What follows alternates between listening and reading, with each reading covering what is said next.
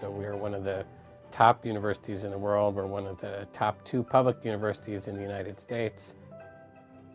This is the full Block M. You're getting the full deal here. And the only difference is you won't necessarily be able to go to all 7 home football games. Graduates of this degree are fully vested members of our alumni community, removing the constraint of having to travel and live in Ann Arbor. It's just not practical for a vast population of potential students, but still being able to benefit from that world-class expertise is an incredible thing. I think that what's exciting about data science right now is that it can be used across sectors. So whether you are interested in healthcare or education or work with Silicon Valley companies, all of those areas can be informed by data. And that's part of why when we're dealing with high stakes areas like healthcare and education, that ethical use of data becomes so important, and our care to make sure that we aren't biased is important. Hello, Chuck here. We're in Milan, Italy. Hello, Chuck here. We are here in Paris, France. Well, hello. We are at Bletchley Park. Here we are in Orlando. Here we are in So my name is Charles Severance. I am a clinical professor at the University of Michigan School of Information. I am now, by far, the most dominant Python class in the whole world, touching over 2 million lives. And you might say, why is that? Well, I claim it's because of the assessments. If you end up doing my homework for 2 hours, you're doing the job you're supposed to eventually do. I mean, my homework is job-ready skills, right? I mean, I don't have homework that is a waste of time just so I can make it hard for you. So I hope that when you participate in this new master's online degree, that you are as excited as I am. I'm excited to be part of it. I'm excited to see something that I consider completely next generation in terms of approach to teaching. So I really hope that someday we meet and someday you can tell me what you think of this particular experience and to see if you saw it as wonderful as I believe that it's going to be. Go Blue. The maths program provides the rigorous and innovative curriculum to all the students who are interested in becoming an applied data scientist. You will leave here with the portfolio that proves that you can do end-to-end applied data science and you can apply these techniques you have learned to real-world problems. And we're super excited to meet with you, to work with you, and to collaborate with you. Go Blue!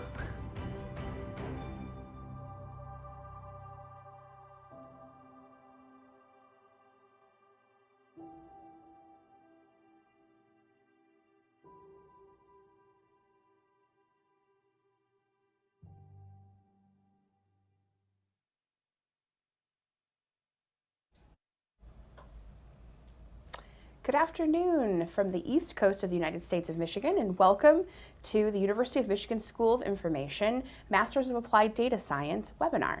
I'm Amy Humkus-Hayes, Assistant Director of Academic Program Development and MADS staff member, and I'm here today with one of my favorite colleagues, Rachel, who I'll let introduce herself.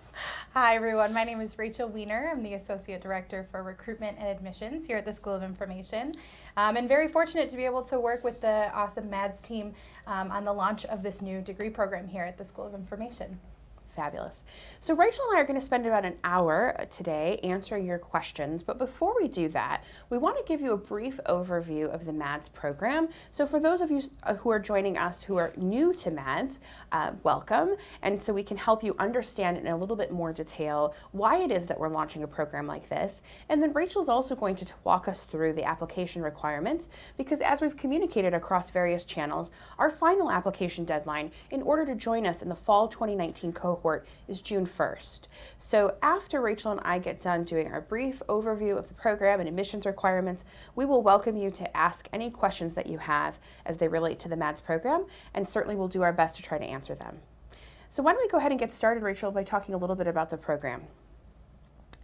So as some of you might be wondering, tell me a little bit more about the School of Information at the University of Michigan. Why might I do a data science degree here, for example, as opposed to other data science programs or other universities. And there's a few reasons why we think it's a great opportunity to become a University of Michigan School of Information student studying in the MADS program. First is that we really pride ourselves on being multidisciplinary. So as you can imagine, in a School of Information, we have folks who are trained as archivists. We have folks that are trained as user experience designers.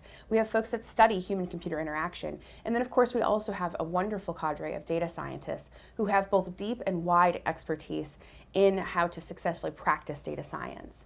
We also have folks that come to us with different ways in which they think about data science and act on data science. So for example, we have faculty that do data analytics in things like learning environments, but we have other folks who come from an economics background.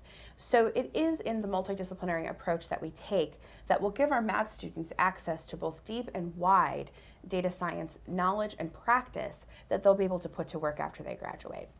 Another thing that really distinguishes us is our collaborative nature, and we look at collaboration in a number of different ways. So for example, we anticipate that in the MADS program, students will have an opportunity to collaborate with one another in group projects, for example, or in discussions in online spaces about the MADS curriculum, the courses that they're taking, the kinds of assessments and data sets that they're working with.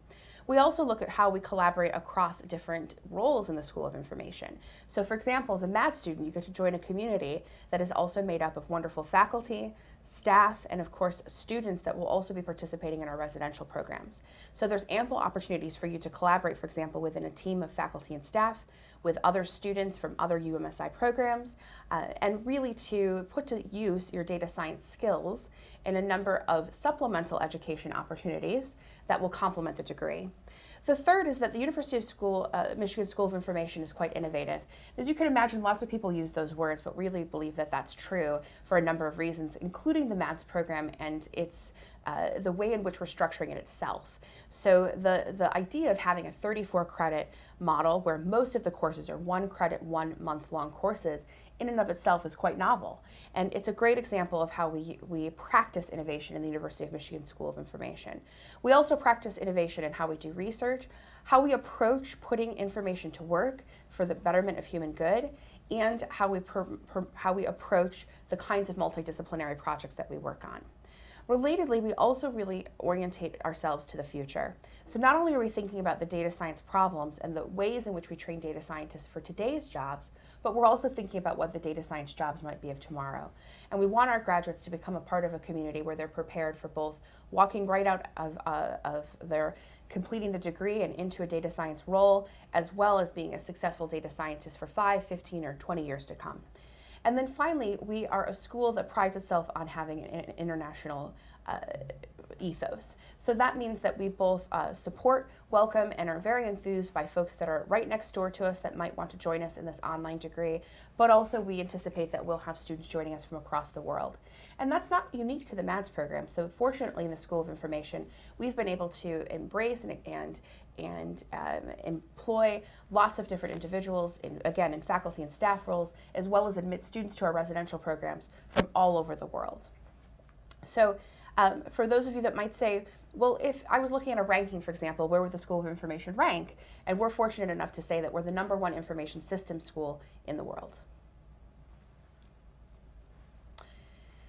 So let's talk a little bit about where UMSI graduates go. So what are the kinds of jobs that we're preparing you for in the MADS degree, and where are the kinds of fields that you would anticipate working with your MADS degree?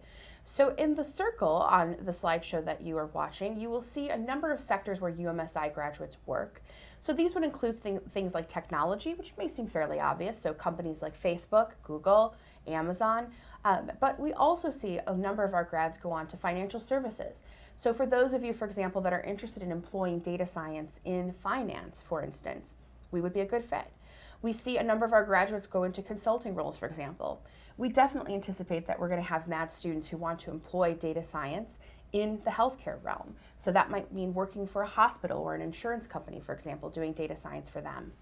Of course, we have a number of folks that we could envision working in higher education, putting data to use in things like learning analytics, as well as graduates who might go on to things like jobs in government, nonprofit organizations, and of course, as you can imagine, we also work with lots of students who are interested in or already have experience being entrepreneurs.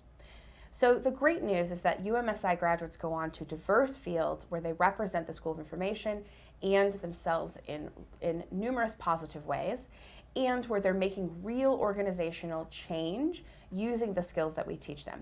We would anticipate that the Master of Applied Data Science will do this just like the residential programs in the School of Information, and ultimately that not only are we preparing our graduates for good jobs, but we're also supplying them with the skills to build a better world.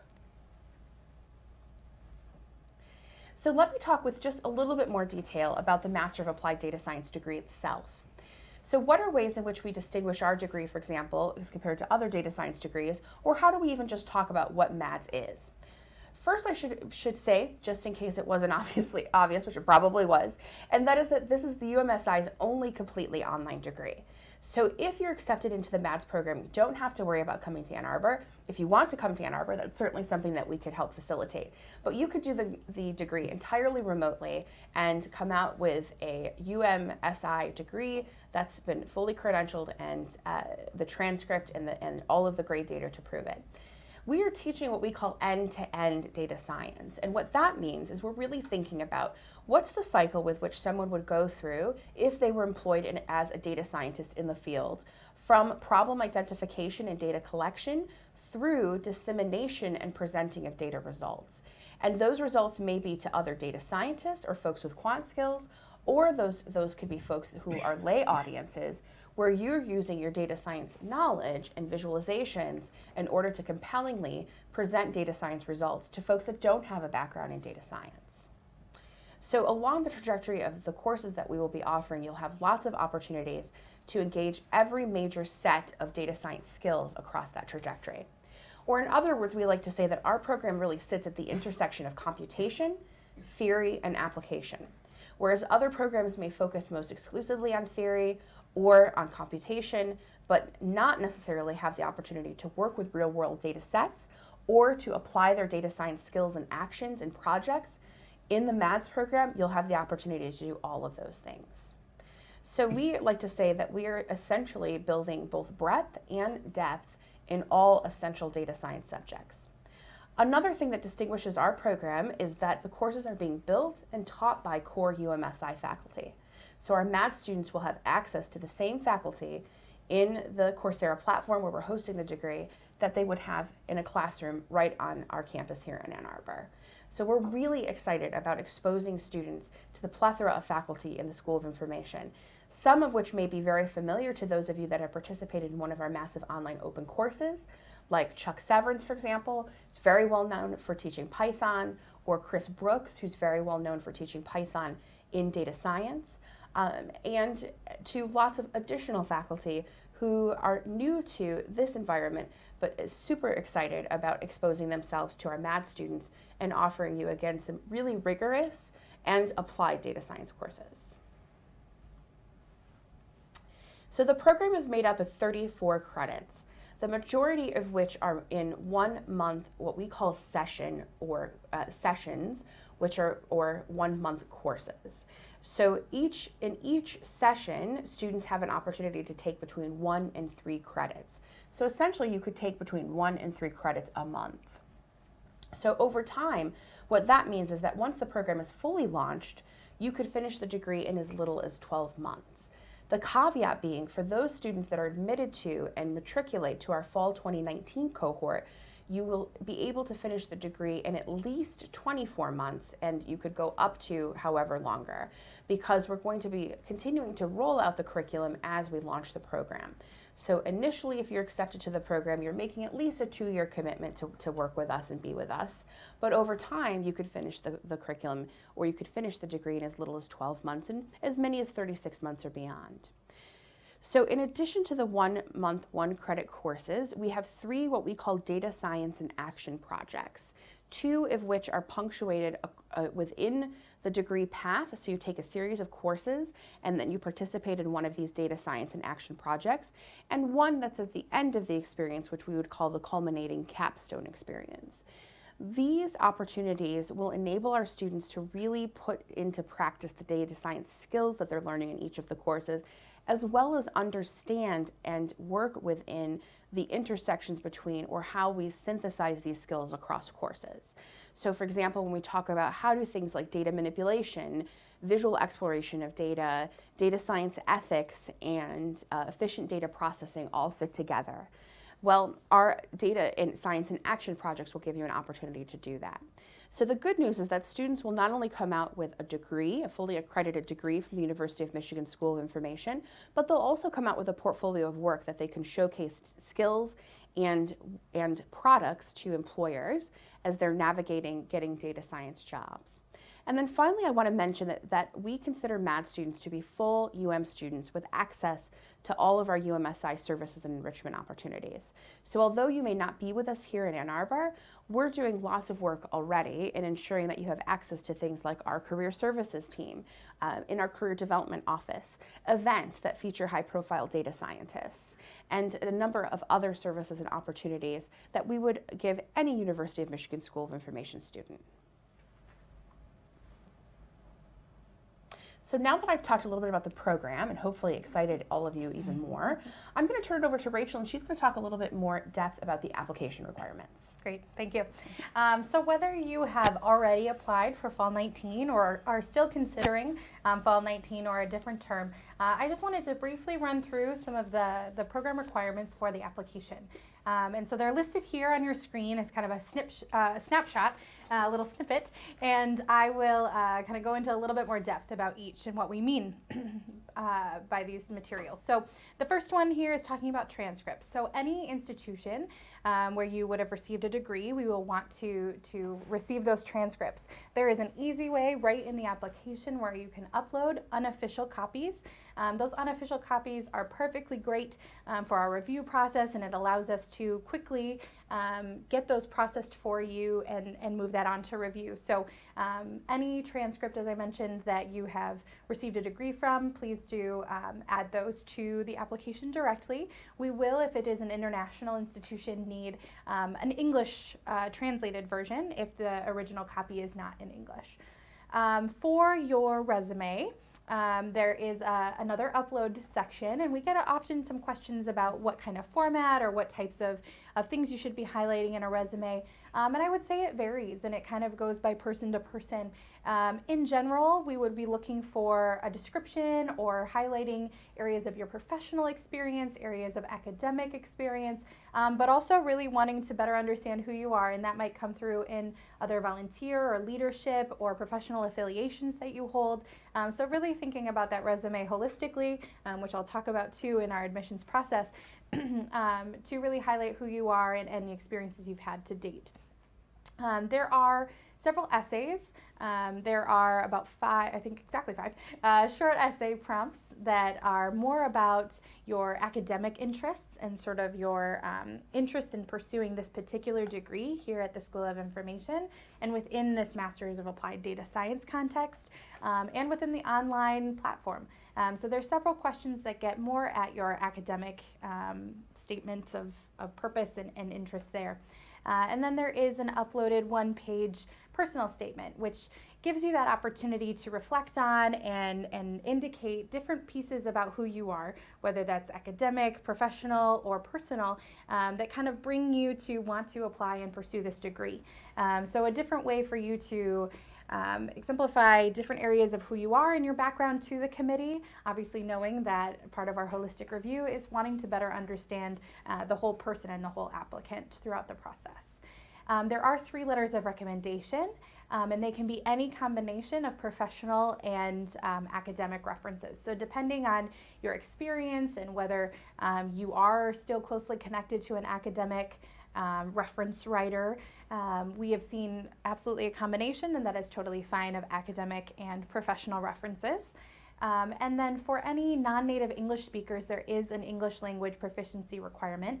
Most often we're seeing the TOEFL. We can accept the IELTS as well, and that TOEFL can be sent directly to the University of Michigan code 1839 through your testing service.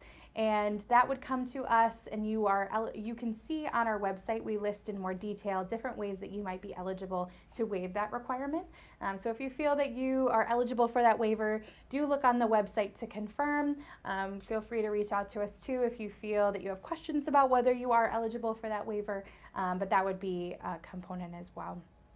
And then before I talk about the next section or the next piece that's listed on this, I wanted to kind of briefly, I've mentioned this holistic application review in the pieces, but I want to give a little bit more attention to what I mean by that. So for the UMSI, all of our programs, we take a holistic review model for our applications. And so what that means for us is that we are looking not only at all of the pieces that I just mentioned, but all of them in context. And so we know, as we've mentioned, we are seeing across our programs, but in particular with this MADS program, people are coming from a variety of different backgrounds with a variety of different experiences, both the types of experiences, the years of experience, and so wanting to really honor and recognize what that means for each individual application holistically.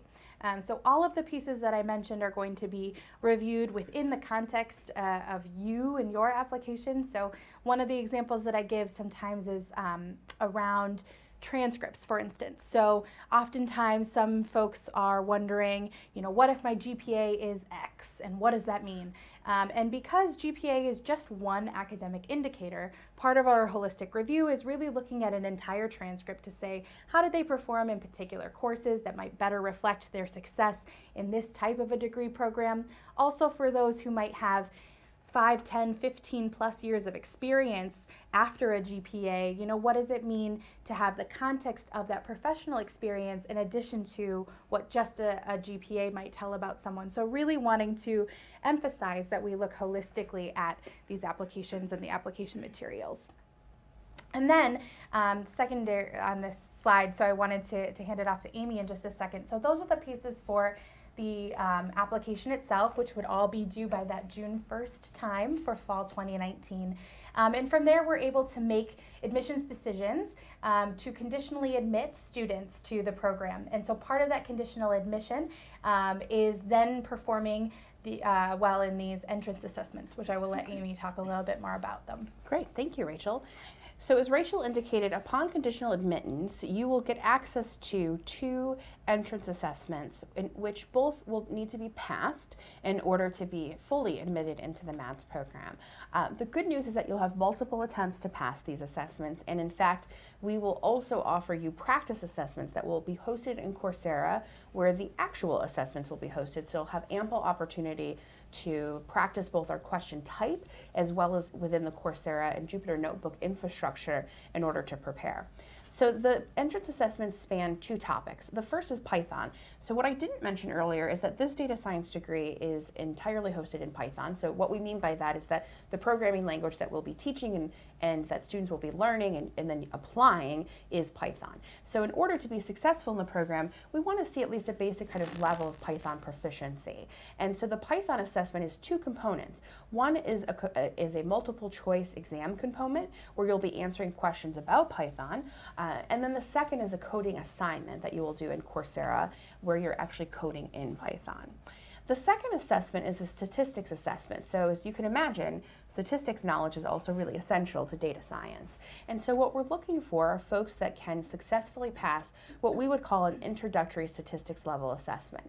So if, for example, you were to enroll as a student here at the University of Michigan and take our Introduction to Statistics course, which is Stats 250, that level of preparedness is what we would say is about what we're assessing with this assessment. So the goal is not necessarily that you have deep expertise in statistics, for example, but rather that you have the competency to pass an introductory level statistics course. So both of those assessments, as I indicated, will be hosted on Coursera. They will both be timed and proctored, but again, you'll also have multiple attempts to participate in them, and you'll have access, of course, to our team in an instance where questions come up or something goes wrong. Certainly there will be ways in which you can communicate that information to us. One other thing I'll note is that much like our other master's degree programs here at UMSI, there is no GRE or other standardized test requirement for this degree. That's a really great point, Rachel. So once you're conditionally admitted and you pass the assessments, then you will be able to matriculate into our program without having to worry, for example, about taking a standardized test. So now that Rachel and I have talked about the program and the application requirements, we would love to answer your questions. So I'm going to go ahead and grab my phone right here.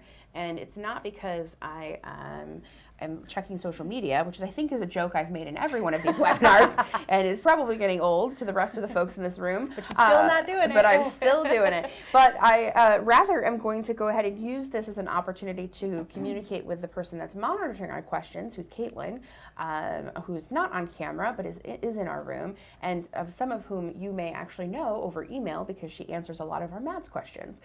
So Caitlin is feeding us some questions, and Rachel and I are going to answer them. Okay, so the first question that we have is for those folks that are joining us who perhaps have already applied to the MADS program. So they are curious about when they will hear about their application decision. Yeah.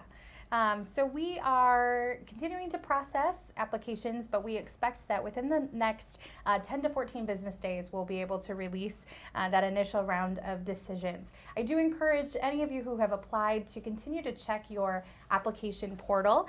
There you will receive real-time updates of what has been processed, what has been received, and when your application is complete and ready for review. So do check that online portal, which you would have received that access when you submitted your application, but you can log back in and see real-time updates about the process as well.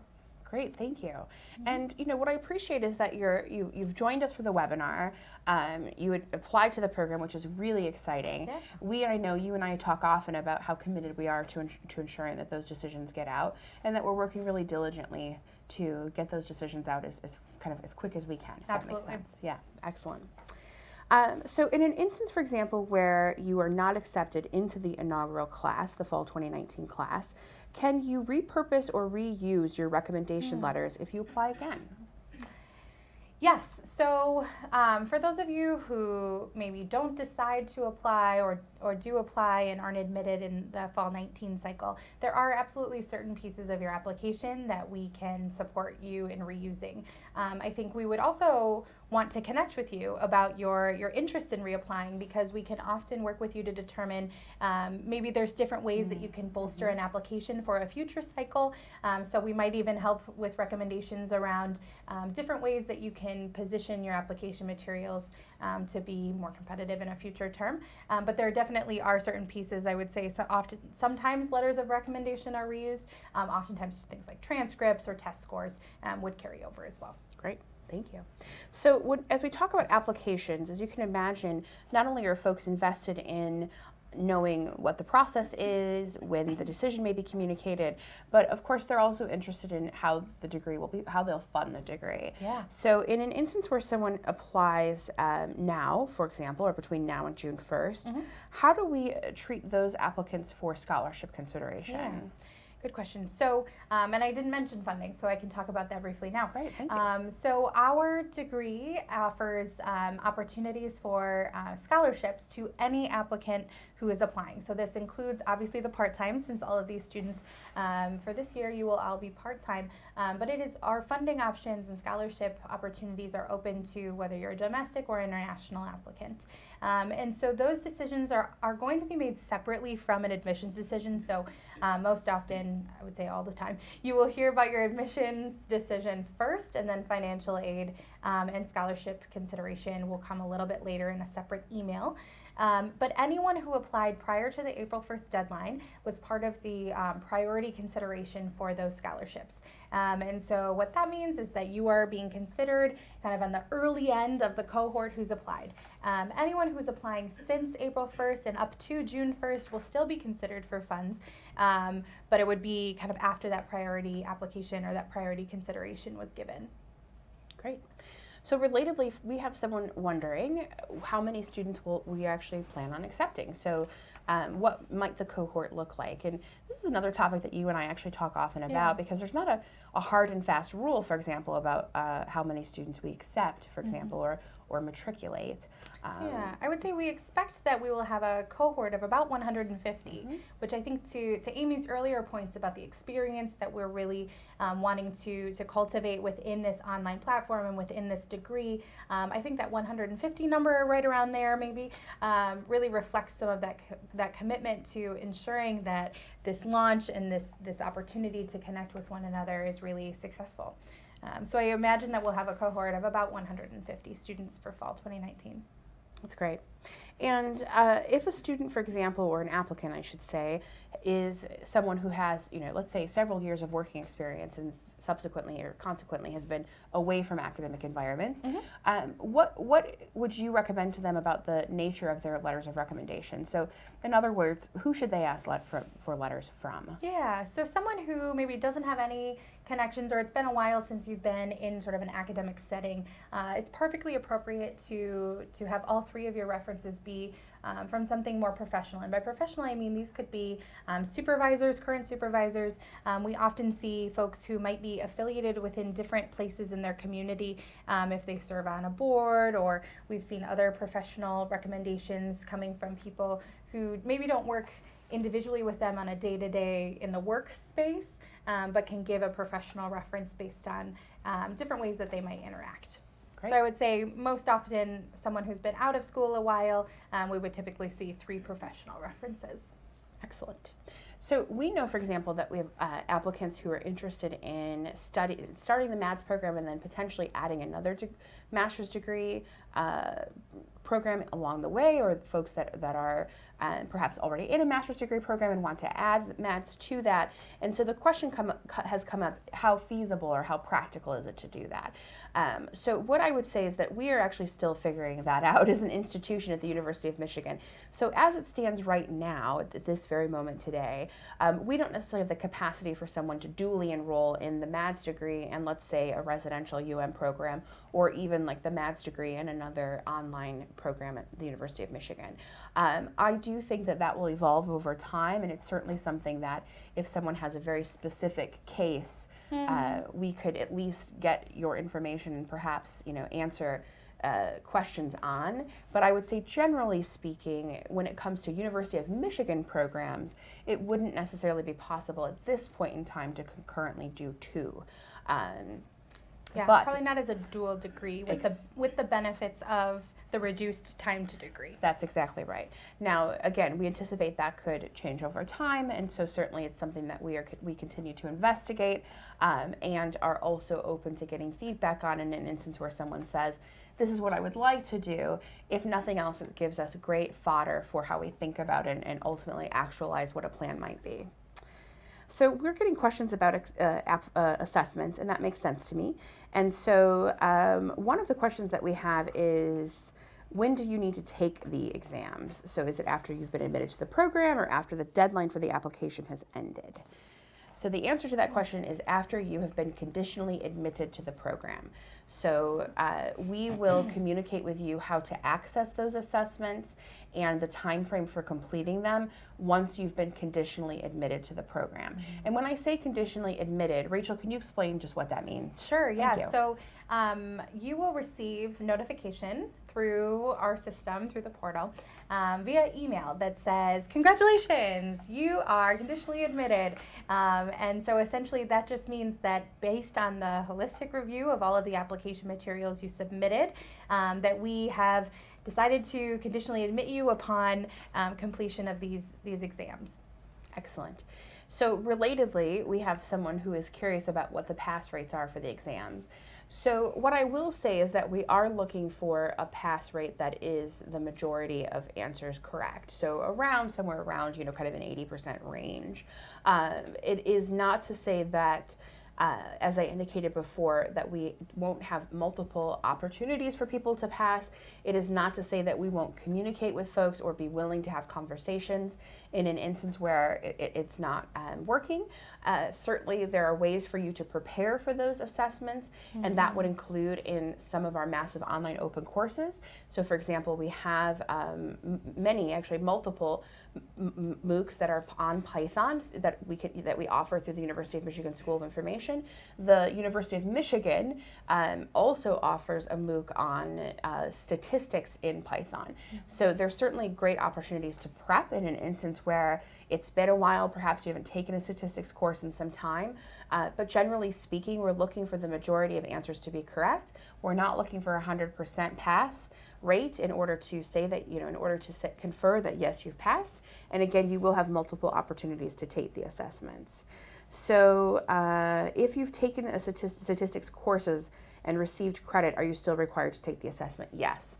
So the assessment is something that is compulsory, and by that I mean everyone will take the assessments. So at this point, we don't have the capacity necessarily to evaluate the efficacy or take a deep dive into your statistics courses at your institution, for example, or someone else's Python courses, and so consequently we've just made a standard policy or practice. But we're trying to make the assessments really reasonable. So what I mean by that is we would anticipate that most of our folks will be able to take the assessments, roughly each of them in about an hour. So the goal is to give you an opportunity to know that you have kind of that basic level competency, for us to be able to know that, but not necessarily to require you to spend hours and hours taking assessments. So now that we've talked in a little bit more detail about some of the application requirements, we have some questions about the course format. So, for instance, one of the questions that we got, which is an interesting question, is why Python? There's a couple of reasons. One is that we observe that employers are also using Python in how they train and execute data science. So it's a pretty flexible language. It's a language that's employed in a number of different fields or industries related to or doing data science. It's a popular language in so much as there's lots of ways and opportunities to learn it. And a good number of our faculty, it's the language that they use as well.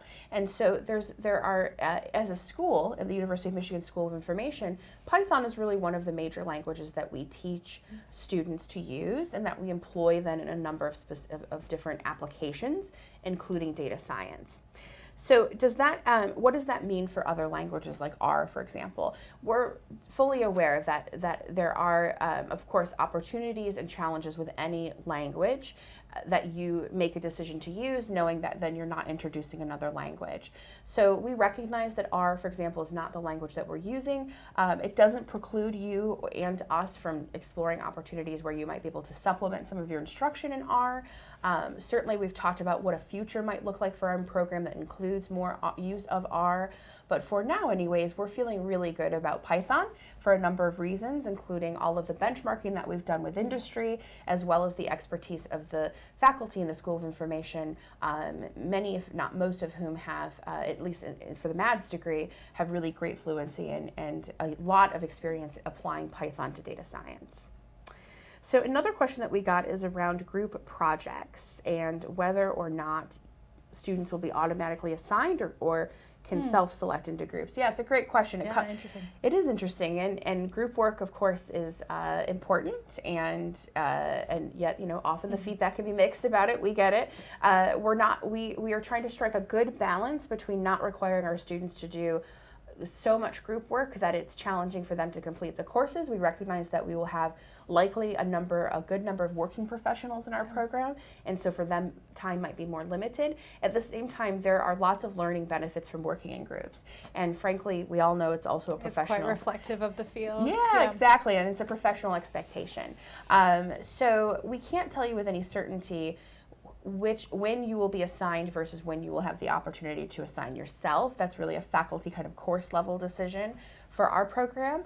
But I will tell you that we're putting into place mechanisms, communication mechanisms, support mechanisms, different kinds of technical infrastructure or procedural infrastructure to make group work successful. So we're really deeply invested in ensuring that when you're working in a group, that experience goes well, that you have an opportunity to employ kind of best practices in how group work for group work, and that we have the technology in place for you to easily and often communicate with your group members. And then finally, we have a question about teaching and learning. So the question here is about expectation for students versus faculty on learning outcomes. So how much of the learning process is put onto the student to learn versus the instructor to teach? Great question, and certainly speaks to the complexity of teaching and learning writ large. So what I would say is, in my experience helping launch the MADS degree, we have a lot of conversation with faculty, every day, in fact, conversation with faculty and our partners around how we're structuring the MADS degree in such a way that makes it easy for folks to learn. Now, the material's not easy, right? It's rigorous. The courses are going to be really strong, and they're going to take work, of course, at a master's degree level. But we recognize that because we're delivering the degree in an online format, because the courses are 1 month, because our learners are going to come to us with lots of diverse backgrounds and experiences, that there is a lot of infrastructure that we can put into place, kind of consistency across a number of our courses, congruency in so much as kind of how the courses unfold and how you move from one to the next, that can ease the experience. In other words, we want to ensure that if you show up and you're really ready to do the work, that we show up and that we're ready to enable you to do that successfully. So we would say, I mean, long story short, I would argue that it's both. It's both your responsibility and our responsibility, right? But that we're doing a lot of work in how we design the experience to ensure that it's responsive to an online degree and that it is responsive to the diversity with which we assume our learners will be, and that we can help people be successful throughout the program. One thing that I think, and maybe you can elaborate on this a little bit too. So we've talked a lot about some of the classroom models and the course models, but also there is that component of online office hours that our faculty are offering. So I think that there's opportunities both within this course model to have that interaction with both other learners, but also the faculty members. But what does that mean even outside of this classroom or outside of that context? And I know our faculty are working to develop these online office hours that do continue to allow you access for that continued development, deep dive, further questions about content in that space. That's exactly right. That's a really great point, in fact. So for every one of the courses that we offer, we also will offer a number of live office hours every week. Some of those will be with the faculty teaching the course. Some of those will be with course instructional aides or folks that are supporting the course. And so it will give our students a great opportunity to really communicate with and develop some relationships with our faculty. So questions that are going back to assessments, and it makes sense because we have them, and we want to support people in passing them. So one person is curious if they will know immediately if they pass the assessment. Yes, you will know immediately, and then we will kind of walk you through a process of, okay, you passed, and so then we will also know that, and then that means something, right? And we will communicate that to you as quickly as we can, or no, and then we will kind of you will hear from us, because we will hear that too, right? We will also know that it was a no, and then exactly we can inform you on what the next steps are.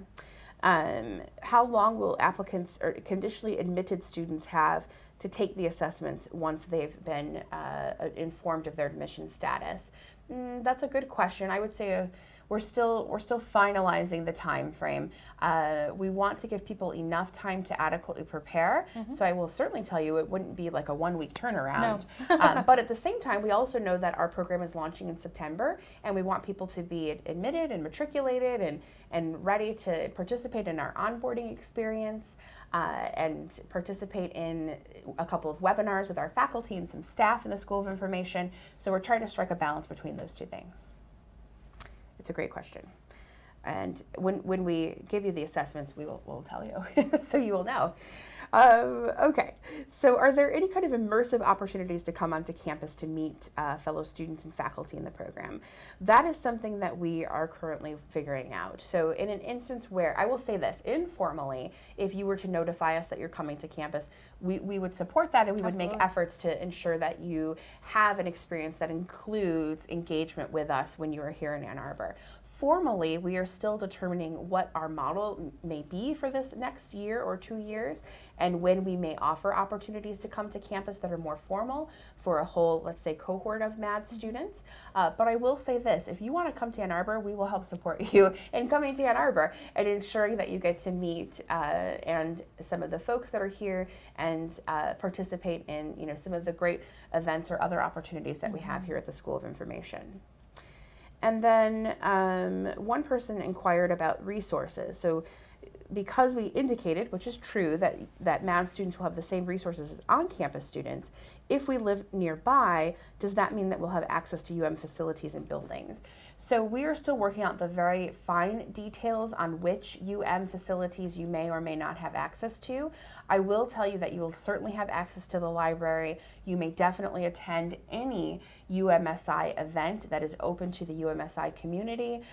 Those things are absolutely true and real. We are currently working with a larger university infrastructure to understand in greater detail what our online degree students will have access to who live close by or are visiting Ann Arbor, in so much as some of our recreation facilities, for example. So we will certainly have answers to those questions when the degree launches. We don't have an entire list yet, but I anticipate that we will soon.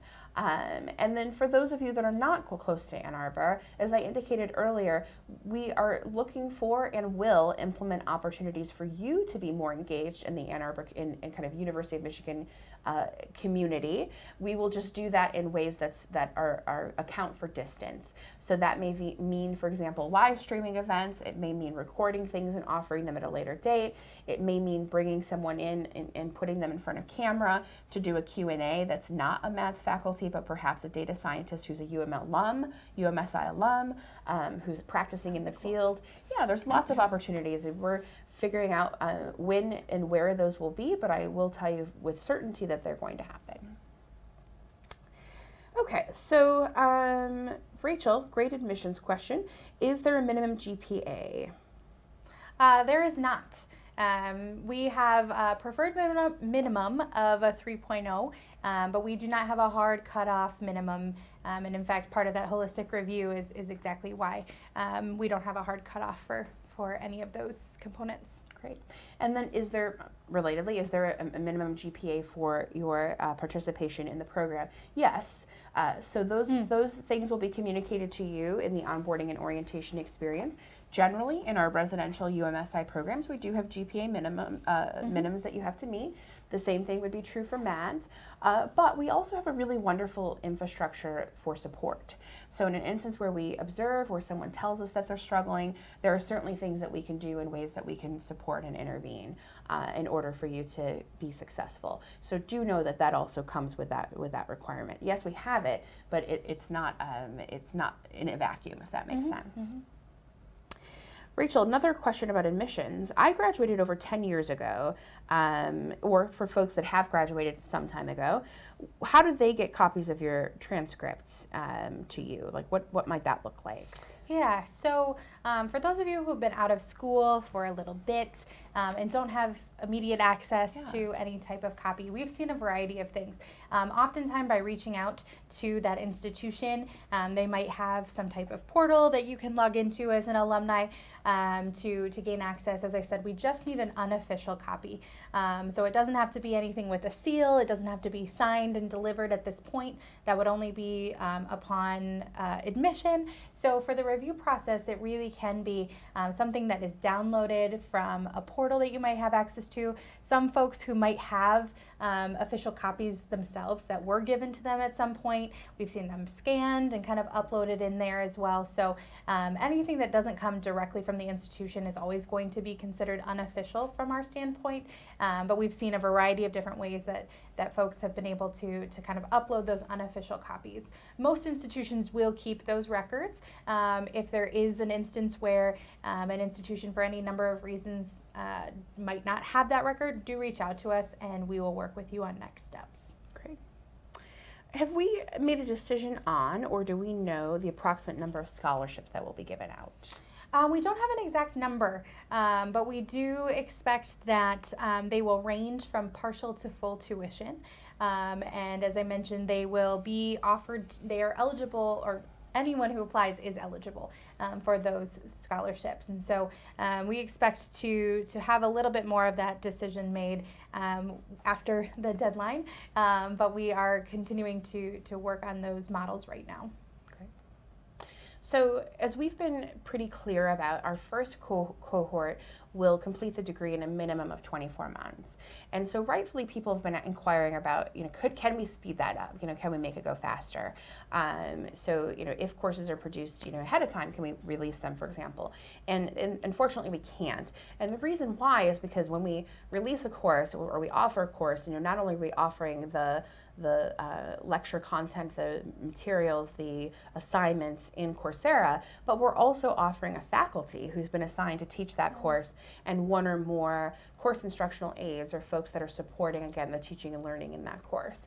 And so what that means is that it's not just the course that's hosted on Coursera. It's also all of the other things that come with it, and primarily, I mean, the faculty that's teaching it that term. So what that means is that the 24-month model to start is one that we really do envision, at least at this point, will more or less strictly adhere to. But again, over time, we envision that model will shift, and then we will have an opportunity for folks to do it in a shorter period of time or in a longer period of time. Okay, so a question here about whether or not students are required to take at least 1 credit per month. So yes, you can arrange a schedule flexibly, and that may mean taking a month or 2 off, for example, in the course of a semester. We will work with you once you are admitted in planning your trajectory, and really the considerations that we might include, for example, is the kinds of how are you paying for the degree, and are there requirements about the number of credits that you take per semester and when you take those credits.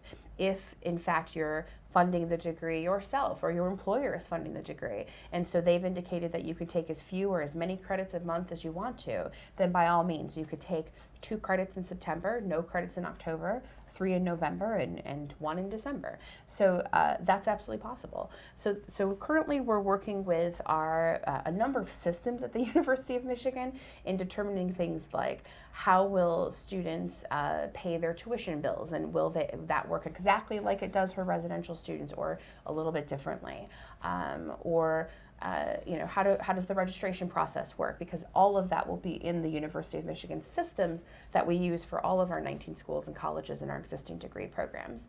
So do know that we will have, of course, more information to share as decisions are solidified or systems and processes are set up. Certainly we'll have advising capacity, so we'll be able to help advise folks about kind of when they take courses and what courses they're taking and when they might be offered again or not. But do know the goal is to be flexible. That was really one of the reasons why we were inspired to offer the degree in this way. So in an instance where someone is accepted, they are wondering how much or little we might have professional positions like online assistant positions available. We don't have that now, but I could envision a future where we may. So it is something that has come up in so much as how do we want to support students throughout the degree process? What happens as students successfully traverse the curriculum? Are there opportunities then for them to give back in formal or informal capacities as mentors or assistants? So I would say that it is absolutely something that we are considering and would love to do. We don't know exactly what that's going to look like, but we do foresee a future where our alumni who are either graduated from the program or our current students who are further along the path, for example, may have opportunities to do things like that. For official transcripts, Rachel, yes. Does sealed envelope transcripts count as official? If they are sealed and the seal is unbroken, you can send those directly to our address, which is listed on our website. It's 333 Maynard Street, but look for that on our website and you can send that directly to us. And again, as long as it is sealed and signed and still intact in that way, we can accept that as official. Great. So as you can imagine, we might have a few folks who are listening who say, this is wonderful, I'm excited. Great. I'm not ready to apply yet. Yep. When's the next application cycle start? Yeah, we expect to launch our application for fall 2020 later this fall. Great. So we are looking to open that application again, and you will, if you've been invited to this webinar today, then you are definitely on our list to be notified for when the next application cycle rolls out. Perfect.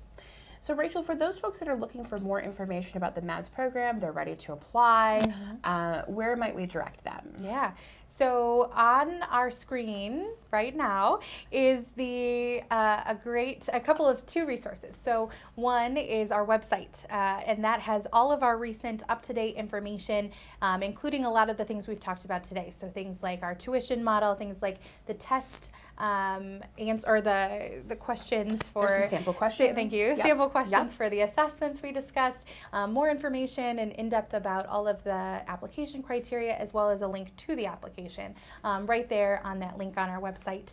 But also, if any additional questions are coming up, we have our email address also listed on the screen, which is umsi.mads@umich.edu, and any number of us, including Caitlin over here, are always answering your questions and wanting to make sure that if something isn't clear on the website or isn't reflected on the website, that we can get you those responses and make sure that the process is as smooth and transparent as possible.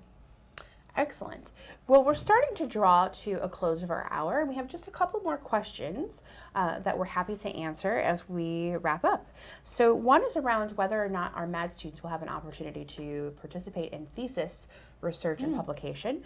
That has not been decided yet. So I will tell you that initially the MADS curriculum is pretty prescriptive, and that's intentional. That's by design. So you walk through those, or I should say, you traverse those 34 credits, and within that you have mostly courses that are predetermined that you will participate in, and a little bit of flexibility towards the end around maybe some that are not. It's not to say that it's an impossibility, but it's also not to say that it's something that we could guarantee today that if you enrolled, for example, you would be able to do a thesis. Certainly because of the nature of our institution, as you can imagine, the University of Michigan highly prizes research. We're a huge research operation. So I assume that there is a lot of enthusiasm for research at every level: undergraduate, master's degree, PhD, postdoc.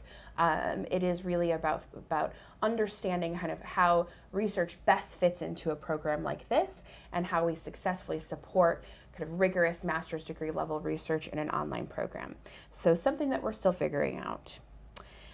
Is there a spring 2020? I assume that means like a spring 2020 start, or perhaps a spring 2020. Okay, so eventually we envision a future where there are multiple starts throughout an academic year, but we don't know yet when that 3 cycle start, meaning a fall start, a winter start, a spring start. We don't know when it will kick off, but we do know it will happen. And then finally, yes. Okay. So the question is Python 3? So there is a class called Python 3. It is a MOOC class, I should say, or it is hosted on Coursera. And there is also a statistics with Python course on Coursera. And the question came up: are these adequate to prepare for the assessments? Yes. So those are the 2 courses that we would recommend that you take in order to be prepared for the assessments. Okay, so the way that we think about semesters, this is a great question. How do you actually frame what a semester is? So when we talk about the MADS trajectory in 24 months, for example, or semesters, we're talking about 3 semesters per academic year: fall, winter, and then spring, summer, which for our purposes is May through August, and runs as 1 semester. So we have 3 semesters every year for MADS: fall, winter, spring, summer. We have 1-month courses within each of those semesters. Yeah, the timing can be a little bit confusing. It can. Sometimes we get confused about that, yes. But that is how the model works. So as we wrap up today, Rachel, can you give us some concluding thoughts about why folks should apply to our program? Sure. I think that there's obviously an incredible demand for this type of work and opportunity. We have seen so much excitement around this degree from both our own internal constituents as well as externally. So much, and I know within just looking at some of the applications thus far, a lot of folks who are interested in breaking into this industry, a lot of folks who have really well-established careers and want to either pivot or advance within this industry. So many different unique opportunities within this applied data science field that are really exciting. And I think from my standpoint as a staff, as I think about UMSI's model and approach to learning, I always just come back to this idea of support. We have so many people here within our office, and I think it's pretty unique across different programs, even within this university campus, that we have an entire career development team specific to UMSI students and who will specifically work with MADS. We have folks like myself, Amy, Caitlin, and others within our unit here who work with you on things like course registration, financial aid, different learning opportunities that you might take advantage of. And those are so many ways for you to get individualized support throughout your time and experience. And that doesn't say anything about the incredible faculty who are going to be working with you throughout this process, both in that classroom or learning space online, through office hours and different interactions, which is really exciting. I couldn't have said it any better. So I am really excited about launching the MADS program, and we are very eager to have you join us. It's an exciting, creative, new process that is unfolding in a really fun way. And fun is not to underscore kind of, again, the rigor and the comprehensiveness of the curriculum that we're creating. So from 2 Michigan alums, we can also tell you get to be part of a wonderful learning community and a wonderful institution that has a long history and a very wide alumni network of over 500,000 living alumni. So please come join us. And again, if you are interested in applying, the application deadline for a fall 2019 cohort is June 1st. Otherwise, thank you so much for joining us today. We had a great time, and we look forward to reviewing your applications.